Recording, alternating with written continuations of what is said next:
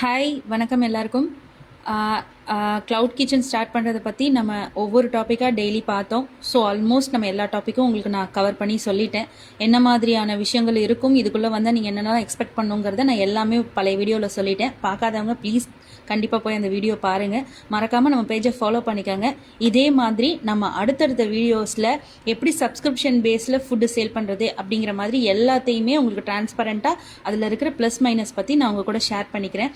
So இந்த வீடியோவில் நம்ம என்ன பார்க்க போகிறோன்னா, ஓவராலாக நீங்கள் எதெல்லாம் மைண்டில் வச்சுட்டு ஒரு ஸ்விக்கி ஜொமேட்டோவில் சேல் பண்ணுறதுக்கு உள்ளே போகணுங்கிறத நான் வந்து ஈஸியாக குவிக்காக சொல்லிடுறேன்.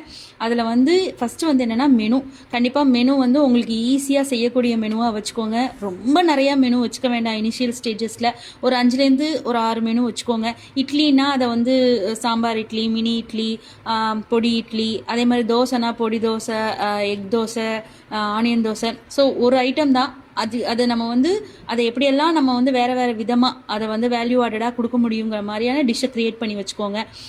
இப்போ ஒரு பூரி சப்பாத்தி அப்படின்னா அதை என்ன மாதிரியெல்லாம் ஒரு சில்லி சப்பாத்தியாக கொடுக்கலாம், அந்த மாதிரி சில்லி இட்லி பண்ணலாம். ஸோ அந்த மாதிரி மெனு செட் பண்ணிக்கிட்டிங்கன்னா உங்களுக்கு ஏற்கனவே இட்லி இருக்கும். ஸோ நீங்கள் அதை தான் ஏதாவது ஒரு டிஷ்ஷாக கன்வெர்ட் பண்ணி வர கஸ்டமருக்கு கொடுப்பீங்க. ஸோ அந்த மாதிரி மெனுவை நீங்கள் செட் பண்ணிக்கிட்டீங்க அப்படின்னா அவங்க கொடுக்குற அந்த டைமிங்குள்ளே உங்களால் மெனு செஞ்சு, அதாவது அந்த டிஷ்ஷை செஞ்சு ஈஸியாக கொடுத்துட முடியும்.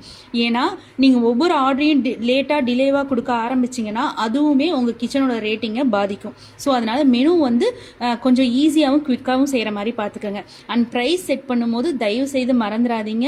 யூஸ்வலாக இருக்கிற ஆஃப்லைன் ப்ரைஸ் செட் பண்ணாதீங்க. கமிஷன் கண்டிப்பாக நம்ம இதில் ஆட் ஆகி அதுக்கான ப்ரைஸை தான் நீங்கள் கண்டிப்பாக ஸ்விக்கி ஜொமேட்டோவில் ஆட் பண்ணும். அப்போ தான் உங்களுக்கு நஷ்டம் வராது.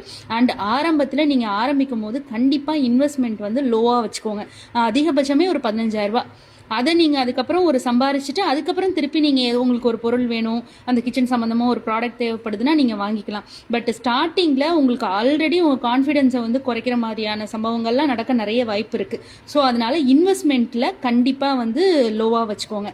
ஸோ ஃபஸ்ட்டு 3 டாபிக் தான் இந்த 3 மினிட்ஸில் எனக்கு உங்ககிட்ட சொல்ல முடியும். அடுத்த 3 டாப்பிக்கை நான் அடுத்த இதில் சொல்கிறேன். பட் எந்த வீடியோ பார்க்குறீங்களோ இல்லையோ, நீங்கள் ஒரு க்ளவுட் கிச்சன் ஸ்டார்ட் பண்ணுறதுக்கு முன்னாடி கண்டிப்பாக எதெல்லாம் மைண்டில் வச்சுட்டு ஸ்டார்ட் பண்ணணும், எதெல்லாம் எந்த எக்ஸ்பெக்டேஷனோடலாம் நீங்கள் உள்ளே போகணுங்கிறத தெரிஞ்சுட்டு போகும்போது கண்டிப்பாக சக்ஸஸாக இருக்கும். ஸோ அடுத்த 3 டாப்பிக்கை நான் அடுத்த வீடியோவில் உங்கள் கூட ஷேர் பண்ணிக்கிறேன். தேங்க்யூ.